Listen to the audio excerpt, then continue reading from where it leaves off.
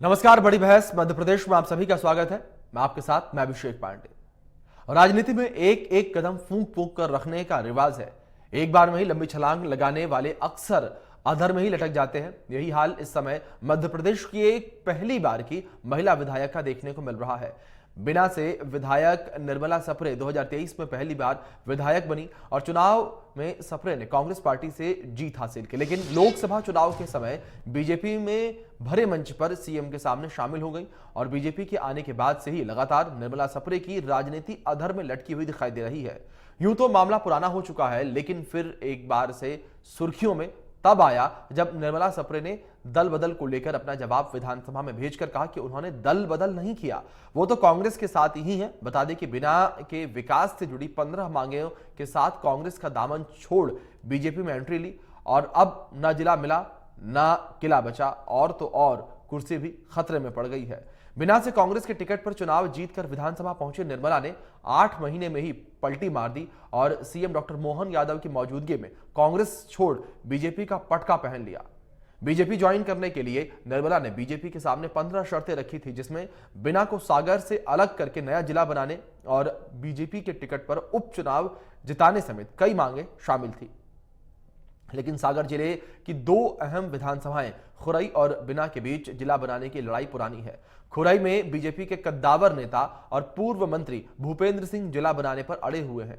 ऐसे में सरकार बिना को जिला बनाने की निर्मला की जिद भला पूरी कैसे करती। यही वजह रही कि खुरई की जिद में बिना भी अटक गई और सागर का परिसीमन नहीं हो सका। बिना को जिला बनाने का मामला अटका तो निर्मला भी नाराज होकर बीजेपी से झटक गई। निर्मला ने बीजेपी के लिए काम बंद कर दिया। नाराज आलाकमान ने बिना उपचुनाव के लिए निर्मला की जगह किसी अपने को टिकट देने पर विचार शुरू कर दिया। यह बात निर्मला को और नागवार गुजरी और वो बीजेपी की सदस्यता लेने के बाद भी मुकर गई। विधानसभा के नोटिस पर निर्मला ने जवाब दिया कि उन्होंने कभी बीजेपी की सदस्यता ली ही नहीं, जिसको लेकर जमकर सियासत शुरू हो गई है। हालांकि सरकार ने निर्मला की ज्यादातर मांगे पूरी कर दी हैं, लेकिन जिला बने बिना कार्यकर्ता और साथियों के विरोध ने उन्हें उपचुनाव लड़ने से पीछे हटा दिया। निर्मला सप्रे की हालात अब ऐसे हैं कि विधायकी भी संकट में आ गई है। निर्मला का सम्मान न तो क्षेत्र में बचा, ना ही कार्यकर्ताओं में और ना ही पार्टी में उनकी पहुंच रही है। अब भले ही बीजेपी या फिर कांग्रेस उन्हें पार्टी में वापस भी ले ले, लेकिन निर्मला का सियासी दबदबा अब दम तोड़ता नजर आ रहा है। अब बिना विधायक निर्मला सप्रे को लेकर सियासत तेज हो गई है। तो वहीं विधायक निर्मला सप्रे के घर कांग्रेस का झंडा लगाने जा रहे कांग्रेसियों को पुलिस ने अंबेडकर तिराहे पर रोक लिया। कुछ कांग्रेसी नेताओं ने पुलिस बैरिकेडिंग को तोड़कर आगे निकलने का प्रयास किया, जिस पर पुलिस ने वाटर कैनन से पानी की बौछार करके उन्हें तितर बितर कर दिया। इस दौरान पुलिस से बहस हुई और बाद में कुछ कांग्रेस नेताओं को गिरफ्तार करके पुलिस गाड़ी में बिठाकर थाने ले गई। इसलिए कहते हैं कि राजनीति में हर कदम फूंक फूंक कर रखना चाहिए। जरा सा गलत फैसला हुआ और करियर खत्म। वहीं दूसरी ओर बीजेपी के प्रदेश अध्यक्ष वी डी शर्मा ने केवल निर्मला सप्रे ही बेहतर तरीके से दे सकती हैं, तो वहीं कांग्रेस कह रही है कि निर्मला सप्रे को बीजेपी ने कहीं का नहीं छोड़ा। कई बार बीजेपी के मंच पर नजर आई और अब बीजेपी के प्रदेश अध्यक्ष को ही नहीं पता कि निर्मला सप्रे बीजेपी के सदस्य हैं या नहीं। बता दें कि बिना को जिला बनाने की मांग को लेकर निर्मला सप्रे ने बीजेपी में शामिल होने का फैसला किया था, लेकिन बीजेपी ने फिलहाल बिना को जिला बनाने की मांग पर फैसला नहीं किया है। आज इसी मुद्दे पर विस्तार से बातचीत करेंगे और चर्चा करने के लिए कुछ खास मेहमान हमारे साथ जुड़ेंगे, लेकिन उससे पहले आप सुनिए बीजेपी और कांग्रेस का इस पूरे मामले पर क्या कुछ कहना है। निर्मला सप्रे जी ही ये बता सकती है कि वो सदस्य है या नहीं। और मुझे ऐसा लगता है कि मैं मीडिया के अंदर कहीं पढ़ रहा था, उन्होंने विधानसभा को ये कहा है कि मैंने भारतीय जनता पार्टी की ऑफिशियल सदस्यता नहीं ली, ऐसा उन्होंने उल्लेख किया है। और बाकी कांग्रेस के हालात ऐसे हैं कि कोई उनका एमएलए है, अगर उसको लगता है कि यह कांग्रेस के हालात ऐसे बन गए तो क्या करें, तो लोग इधर से उधर घूमते रहते हैं।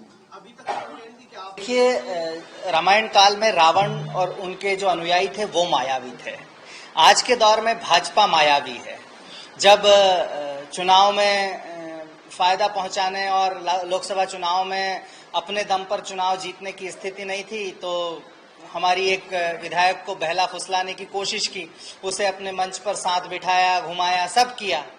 और आज जब सदस्यता गंवाने की स्थिति बन रही है तो ना तो निर्मला सप्रे जी कुछ कह पा रही हैं, और जिन्होंने बड़े बड़े वादे करके सब्जबाग दिखाकर निर्मला सप्रे को दल बदल के लिए प्रेरित किया था, वो भाजपा के प्रदेश अध्यक्ष जो हैं अपनी बातों से मुकर रहे हैं। जनता सब देख रही है कि आप कितने रंगे सियार हैं।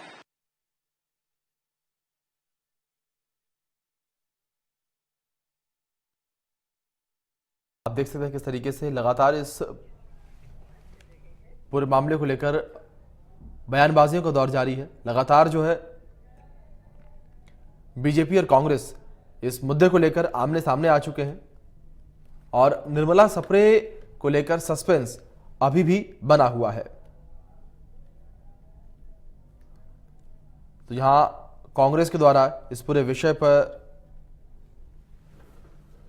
बीजेपी को घेरने का प्रयास किया जा रहा है।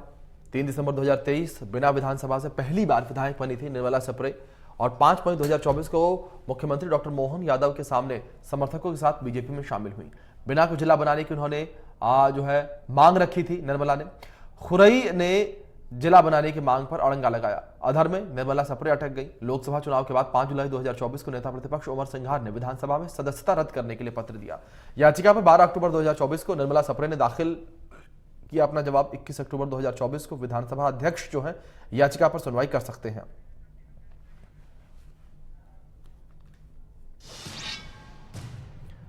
तो इस विषय पर बातचीत करने के लिए हमारे साथ कुछ खास मेहमान जुड़ गए हैं। उनका परिचय आपसे सबसे पहले करवा देते हैं। हमारे साथ कर्नल ईशान जुड़े हैं जो कि प्रवक्ता है बीजेपी से, हिमानी सिंह प्रवक्ता कांग्रेस से और जितेंद्र यादव वरिष्ठ पत्रकार हमारे साथ जुड़े हैं। तीनों मेहमानों का बहुत स्वागत है आज की इस चर्चा में। और चर्चा की शुरुआत जो है मैं करना चाहूंगा वरिष्ठ पत्रकार हमारे साथ जितेंद्र यादव जुड़े हैं उनसे, क्योंकि सबसे पहले मैं समझना चाहूंगा इस पूरे मामले को। जितेंद्र जी, जिस तरीके से ये पूरा मामला इस वक्त देखने को मिल रहा है प्रदेश में और इस पूरे मामले पर राजनीति जिस तरीके से गरमाती हुई नजर आ रही है, कांग्रेस और बीजेपी आमने सामने आ चुके हैं, लेकिन दूसरी ओर अगर निर्मला सप्रे को लेकर हम बात करें तो निर्मला सप्रे का जो करियर है वो भी कहीं ना कहीं अधर में लटका हुआ नजर आ रहा है। किस तरीके से देखते हैं आप?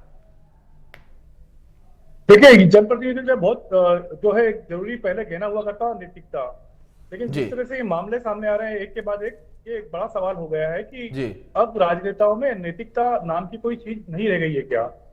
पॉलिटिकल पार्टीज का दोनों का अपने अपने तौर पर जो है राजनीतिक आरोप आक्षेप लगाना तो अपनी जगह जायज है, पॉलिटिक्स में होनी भी चाहिए और हो भी रही है। लेकिन निर्मला जी का जिस तरह से ये यू टर्न या ये कहें ये जो बिहेवियर है अप्रत्याशित है, और निश्चित तौर पर आप जो कह रहे हैं उनका पॉलिटिकल करियर इसके बाद में मुझे लगता है कि कोई रफ्तार पकड़ेगा या वापस उन पर दोबारा कोई ट्रस्ट कर पाएगा, विश्वास कर पाएगा। चलिए ठीक है, अब रुक कर लेते हैं कर्नल ईशान जी का। ईशान जी, जिस तरीके से ये पूरा घटनाक्रम देखने को मिल रहा है, मैं आपसे समझना चाहूंगा कि आखिर प्रॉब्लम कहां पे है, क्योंकि तस्वीरें हमने भी देखी थी जब निर्मला सप्रे जो है वो बीजेपी के दामन थामती हुई नजर आई थी। उसके बाद वो सीधे तौर पर मुकर गई कि उन्होंने बीजेपी का दामन कभी थामा ही नहीं था। स्टेज शेयर करती हुई नजर आई थी वो मुख्यमंत्री के साथ। ये ऐसा है कि निर्मला सप्रे जी लोकसभा चुनाव के पहले मुख्यमंत्री जी के मंच पर आई जी, और उन्होंने वहां पर मंच शेयर किया जैसा आप बोल ही रहे जी, लेकिन उन्होंने सदस्यता कभी भी नहीं ली, उस टाइम भी नहीं ली। और बाद में फिलहाल उन्होंने विधानसभा अध्यक्ष को एक पत्र लिखकर भी ये बोल दिया कि भाई मैंने भारतीय जनता पार्टी को ज्वाइन किया ही नहीं। तो ये पूर्ण रूप से, और इससे ये पता चलता है कि वो उस समय भी कांग्रेस की ही एक सदस्य थी और आज की तारीख में भी वो कांग्रेस की ही सदस्य है जी। तो इस विषय पे जहां तक हमसे प्रश्न पूछने की जगह या तो निर्मला सप्रे जी इसका जवाब दे सकती हैं या कांग्रेस पार्टी ने जवाब देना चाहिए। अगर कांग्रेस को लगता है कि वो उन्होंने गलत किया और वो उनको अपना सदस्य नहीं मानते हैं तो उनको कांग्रेस ने निष्कासित कर देना चाहिए अपनी पार्टी से जी। या विधानसभा अध्यक्ष को इस बारे में सूचित करना चाहिए, विधि सम्मत जो भी है वो कार्रवाई करनी चाहिए जी। लेकिन इसमें हमसे प्रश्न पूछा जाए कि वो क्या है और क्या नहीं, तो ये इसके बारे में तो ज्यादा जानकारी निर्मला सप्रे जी खुद दे सकती हैं जी, और या फिर जो है कांग्रेस पार्टी दे सकती है जी। चलिए ठीक है, हिमानी जी मैं आपका रुख करूंगा और आपका भी पक्ष में जानना चाहूंगा। निर्मला सप्रे जी के साथ जो कुछ हो रहा है उसको किस तरीके से आप लोग देख रहे हैं, पार्टी किस तरीके से उस चीज को देख रही है? क्योंकि खुद नेता प्रतिपक्ष ने निर्मला सप्रे को लेकर पत्र लिखा था जिसका जवाब भी खैर उन्होंने दिया। देखिए, लोकसभा चुनाव के दौरान एक बहुत भयानक एक ऐसी चीजें देखने को मिल रही थी लोगों को कि कुछ भी हो रहा था, कोई भी कहीं भी जा रहा था, कोई प्रचार करते करते किसी की गाड़ी में बैठ के अपना नामांकन रद्द करवा रहा था, कोई कुछ कर रहा था, कोई कुछ कर रहा था। उसके बाद कुछ ऐसी चीजें भी आई, जैसे रीवा में सिद्धार्थ तिवारी हैं, वो भाजपा नेताओं से उनकी बन नहीं रही है, खुलेआम लड़ाई चल रही है। एक इंदौर में एक नेता है जिनको धक्के मार के मुख्यमंत्री के कार्यक्रम से निकाल दिया गया, और जो आए हैं कुछ बेचारे हमारे यहाँ बहुत वरिष्ठ थे, उनको बहुत सम्मान मिलता था, अब किराने की दुकान पे बैठ के छोटा मोबाइल पकड़ के सदस्यता चला रहे हैं। तो उन लोगों को ये समझ में आया कि ये सब्ज बाग सिर्फ लोकसभा चुनाव जिताने के लिए उनको दिखाए गए थे, और अब हमारा यहाँ कोई भविष्य नहीं है, तो सब इधर उधर कोई ना कोई गली गलियारा ढूंढते नजर आ रहे हैं। तो निर्मला सप्रे जी की स्थिति ये है। दूसरी, मैं कैप्टन साहब ने जो बात बोली कि मैं उनसे ये पूछना चाहती हूँ कि अगर आपसे सवाल नहीं पूछना है तो मैं पूछना चाहती हूँ, कैप्टन नहीं, मैं सवाल तो पूछ लूं, सवाल तो पूछ लूं, सवाल तो पूछ लूं। ठीक है, ठीक है, ठीक है, ठीक है, प्रवक्ता भाई, ठीक है, ये ठीक है। तो मैं ये बोलना चाहती हूँ कि जैसे कई बार राजनीतिक कार्यक्रम होते हैं तो उसमें दूसरी, अगर जैसे जिस जगह पर कांग्रेस पार्टी का या विपक्ष का कोई विधायक होता है उनको आमंत्रित किया जाता है, तो क्या मुख्यमंत्री जी जब उन राजनीतिक कार्यक्रमों में कोई जाता है तो बीजेपी का पट्टा पहनाना एक उस कार्यक्रम की औपचारिक रीति रिवाज होता है, जो उन्होंने कांग्रेस पार्टी के एक विधायक को अपने मंच से भारतीय जनता पार्टी का पट्टा पहनाया। ये हमने सबने देखा, उनके समर्थकों सहित। तो भारतीय जनता पार्टी इस तरह से कैसे कह सकती है, उनके प्रवक्ता इतना गैर जिम्मेदाराना बयान। आपको भी मालूम है कि अगर किसी ऐसे जगह पर कोई कार्यक्रम होता है, शासकीय कार्यक्रम, तो उस जगह के विधायक को बुलाया जाता है, भले वो प्रतिपक्ष का हो। तो क्या उसको बिल्कुल ठीक कहा निर्मला जी, आप माफ कीजिएगा, बिल्कुल ठीक कहा आपने। जिस तरीके से हिमानी जी आपने जिक्र किया है, वो कार्यक्रम जो सरकार का होता है, वो कार्यक्रम किसी पार्टी का नहीं होता, किसी दल का नहीं होता है। ठीक है, आप वरिष्ठ पत्रकार हमारे साथ बने हुए लगातार, उनसे ठीक है जितेंद्र जी का एक बार रुख कर लेते हैं। ठीक है हिमानी जी बार जितेंद्र जी का रुख करते हैं, उनसे भी समझते हैं चीजों को। ठीक है जितेंद्र जी, मैं आपसे समझना चाहूंगा एक चीज, जिस तरीके से फिलहाल का ये पूरा समीकरण चल रहा है, जिस तरीके से पूरी तस्वीरें हम सभी के सामने है, और 21 तारीख को विधानसभा अध्यक्ष इस पूरे मामले पर जो है चर्चा करेंगे। अब ये समझा जाए कि अगर ये मान लिया जाए एक बार को कि निर्मला सप्रे जो है उनकी विधायकी चली जाती है और उनकी सीट पर एक बार फिर से उपचुनाव होता है, तो फिलहाल जो सिनेरियो देखने को मिल रहा है जितेंद्र जी, क्या आपको लगता है कि इस पूरे सिनेरियो के साथ, इस छवि के साथ निर्मला सप्रे उपचुनाव जीत पाएंगी? देखिए, आपने शुरुआत में भी यही पूछा था मुझसे, और कि ये जो स्थिति है इसको किस तरह देखा जाए, मैंने नैतिकता की बात कही थी। और एक दूसरा मेरे साथ धर्म संकट ये था कि जब तक दोनों ही पार्टियों के प्रवक्ता अपनी अपनी ओपिनियन इस मामले पे, इस बहस में ना रखते हुए, तब तक थोड़ा सा हम कैसे कुछ कहते हुए जी। मुझे बहुत अच्छे से याद है, अभी करीब 2.5-3 साल पहले नितिन गडकरी जी इंदौर में आए थे, उन्होंने एक बड़ी अच्छी बात कही मंच से। उनका ये कहना था साफ तौर पर कि आज की सभी पॉलिटिकल पार्टीज की जो है बड़ी जरूरत जो है, बड़ी आवश्यकता वो है एक विनिंग कैंडिडेट को मैदान में उतारने की, ना कि एक टिकाऊ, अच्छा, कर्तव्यनिष्ठ या कह लीजिए नैतिक आधार पर जो है परखा हुआ खरा व्यक्ति, ऐसे लोगों को जो है टिकट देना और जो है उनको इलेक्शन में उतारना। दोनों ही पार्टी, कोई भी दोनों ही पार्टी को, हम तो देश की सभी पार्टियों की बात करें, सबको जो है आजकल इलेक्शन विनर आदमी चाहिए, फिर वो भले ही बाहुबल पे आता हो, धनबल पर आता हो, आपराधिक गतिविधियों में संलिप्त हो। तो हम देख ही रहे हैं। रहा सवाल सप्रे जी का, मैं इस बहस में शामिल होने के आज भी और सिर्फ 3 दिन पहले से भी उनसे संपर्क करने के हम तमाम प्रयास कर रहे हैं। जब भी यही सवाल आता है कि आपकी जो स्थिति है, ना आप बीजेपी के रहे, ना आप कांग्रेस के रहे, और दोनों ही पार्टियों से जब दरकिनार कर दिए गए हैं, तो ऐसी स्थिति में जो है आपका पॉलिटिकल करियर तो खत्म ही हो गया है जी। तो फिर अब क्या वजह है? तो ये इसका एक तकनीकी पहलू तो यही है कि सप्रे जी की ओर से पूरा जो है प्रयास किया जाएगा, जोर लगाया जाएगा कि जो है, और तैयारी भी है उनकी कि यदि उनके प्रतिकूल ये परिणाम आते हैं विधानसभा अध्यक्ष की ओर से, तो हाईकोर्ट का वो रुख करेंगी, इलेक्शन पिटीशन में जाएंगी, और बहुत संभव है वो टेक्निकल उसमें पहलू लेंगी। और कहीं ना कहीं उनको भी समझ में आ रहा है कि अब अगर वो इलेक्शन मैदान में जाती हैं तो उनकी बड़ी फजीयत हो जाएगी, इसमें कोई दो राय नहीं। ठीक है, कर्नल ईशान जी, मैं आपका रुख करूंगा और मैं समझना आपसे ये चाहूंगा कि जिस तरीके से भारतीय जनता पार्टी भी नकार रही है इस चीज को कि निर्मला सप्रे ने सदस्यता बीजेपी के लिए थी, क्या आपको नहीं लगता कि इससे भारतीय जनता पार्टी की छवि भी धूमिल होती हुई नजर आ रही है? क्योंकि जिस तरीके से मैंने शुरू में भी जिक्र किया था, तस्वीरें हम सभी ने देखी थी कि जिस तरीके से मंच साझा किया गया था, जिस तरीके से हिमानी जी ने जिक्र किया कि कार्यक्रम सरकार का था लेकिन मंच पर बीजेपी का पटका उनको पहनाया गया।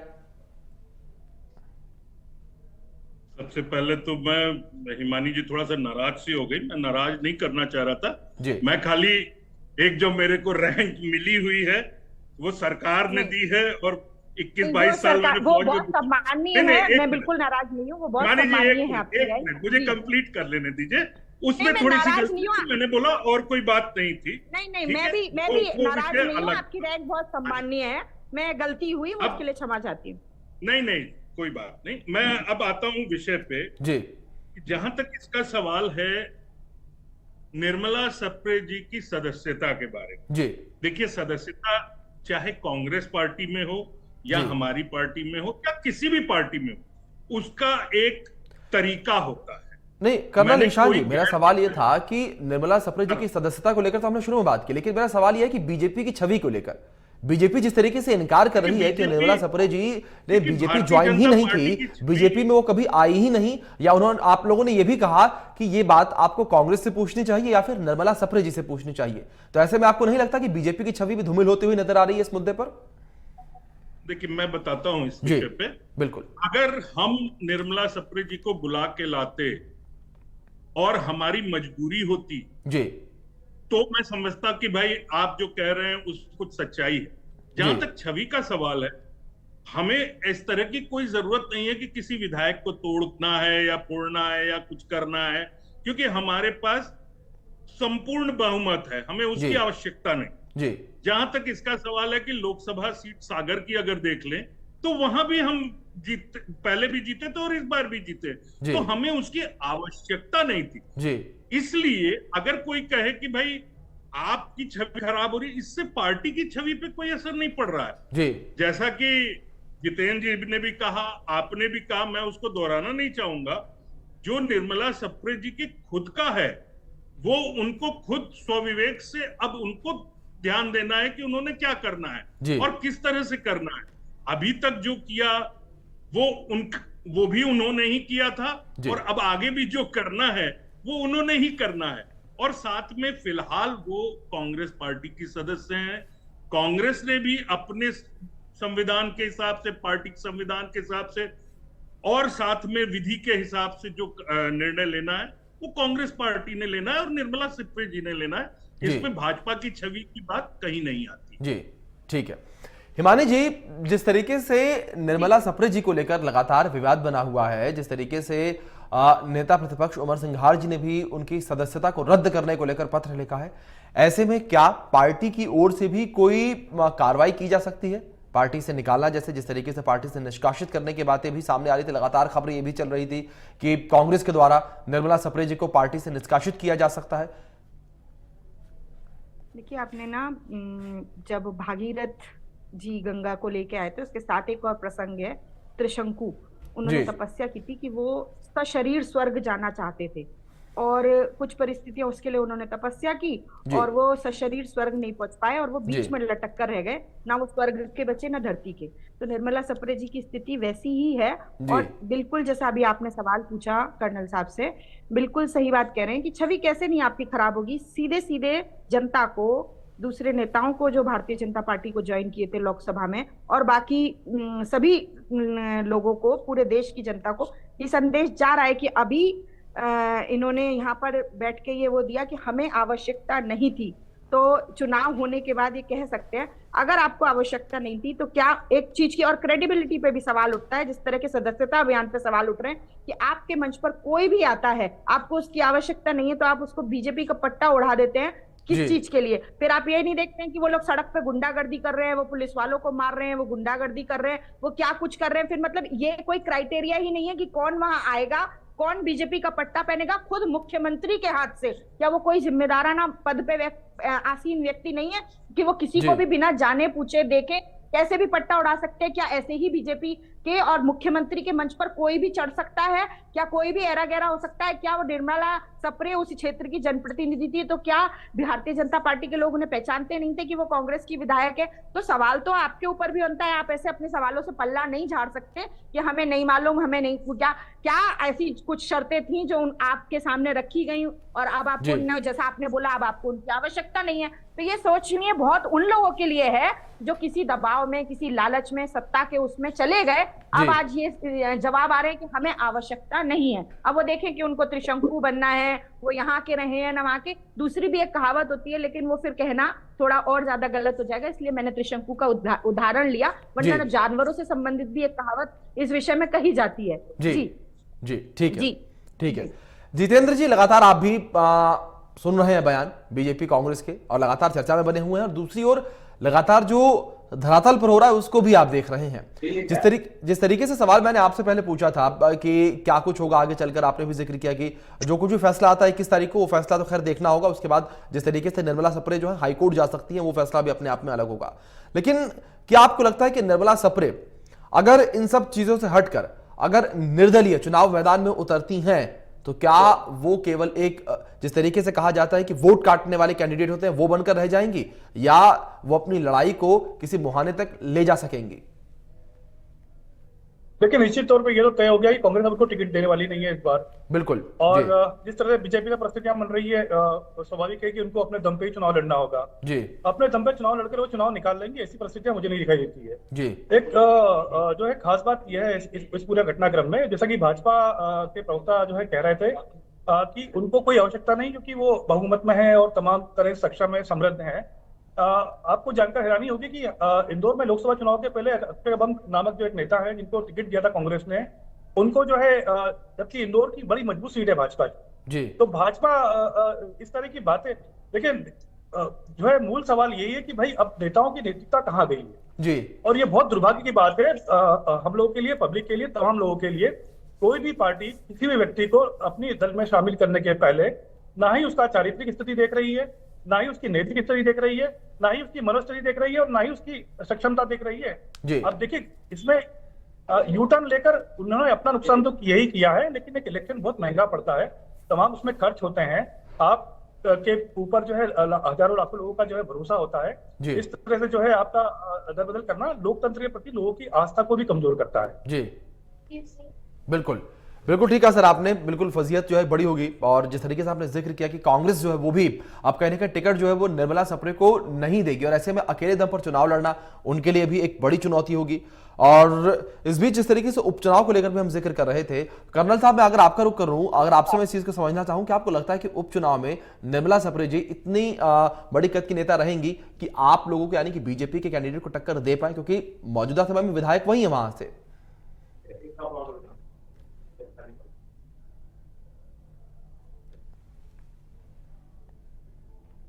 कर्नल साहब, आवाज मिल रही है आपको मेरी? हाँ, मैं प्रश्न इसमें कुछ हिमानी जी कहना चाह रहे हैं। ठीक है सर, मैं आ रहा हूँ आपके पास। हिमानी जी कुछ कह रहे हैं, कुछ हिमानी जी। बिल्कुल, जो आपने सवाल पूछा उसका जवाब दे देती हूँ, क्योंकि देखिए आपने देखा उन लोगों ने, भारतीय जनता पार्टी ने कह दिया हमें आवश्यकता नहीं थी जी। दूसरी चीज, निर्मला सप्रे ने अपनी विश्वसनीयता बिल्कुल खो दी। तो वहां की बीना की जनता ने पहले भी कांग्रेस पार्टी पे विश्वास जताया था, अब भी वो कांग्रेस पार्टी पे विश्वास जताएगी, क्योंकि हमने अपने पार्टी के हिसाब से हमने कुछ भी असंवैधानिक और गलत नहीं किया। और बिल्कुल जितेंद्र जी ने जैसा बोला, बिल्कुल सही है कि अगर आपको जरूरत नहीं थी तो अक्षय कांति बम को कांग्रेस के, भारतीय जनता पार्टी के वरिष्ठ नेता अपनी गाड़ी में बिठाकर क्यों कलेक्टर ऑफिस ले गए थे नामांकन वापस करवाने? मान रहे हैं अगर आपकी भारतीय जनता पार्टी बहुत मजबूत स्थिति में है, बहुमत में है, तो आपको क्या जरूरत थी किसी का नामांकन? वो खुद चला जाता, आपकी विश्वसनीयता पे सवाल नहीं उठते, आपकी ये साबित हो जाता कि आपको आवश्यकता नहीं है। आवश्यकता तो थी, पर अब आपने आवश्यकता अपनी पूरी करके यूज एंड थ्रो का बिल्कुल, आवश्यकता तो बीजेपी को भी थी, कांग्रेस को भी थी, लेकिन अपनाया किसी ने नहीं, ये कहा जा सकता है जो फिलहाल स्थितियां नजर आ रही हैं। लेकिन अब देखना यह होगा कि 21 तारीख को विधानसभा अध्यक्ष के द्वारा क्या कुछ फैसला सुनाया जाता है, और उस फैसले के बाद की स्थितियां क्या होंगी वो भी देखना बड़ा दिलचस्प होगा। आप तीनों मेहमानों का बहुत शुक्रिया, आपने अपना कीमती वक्त इंडिया न्यूज